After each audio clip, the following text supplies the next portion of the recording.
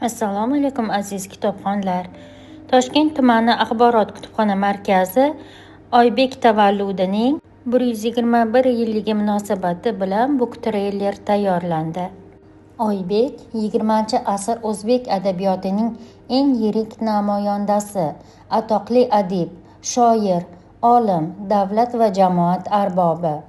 Muso Toshmuhammad o'g'li Oybek 1905-yili Toshkent shahrida Bo'zchi oilasida tug'ilgan.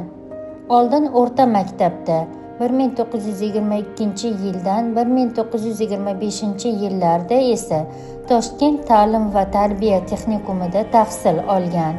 So'ngra O'rta Osiyo davlat universitetining ijtimoiy fanlar fakultetida o'qigan. 1930-yili o'qishni bitirib, oliy maktablarda siyosiy iqtisoddan dars bergan. Oybek adabiyotga 1926-yili chop etilgan Tuyg'ular she'riy to'plami bilan kirib kelgan. Shoirning Dilbar, Davr qizi, O'ch, Baxtigul va Sog'indiq, Temirchi Jo'ra dostonlari o'z davrining eng go'zal she'riy solnomalaridir.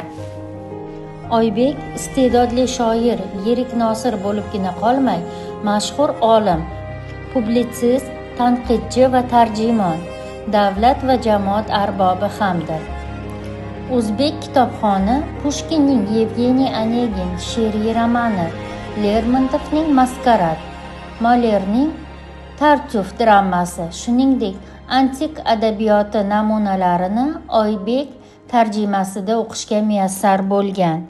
Oybek el-yurt oldidagi xizmatlari munosib baholanib, unga O'zbekiston xalq yozuvchisi Hamza nomidagi Respublika davlat mukofoti, buyuk xizmatlari uchun unvonlari berilgan.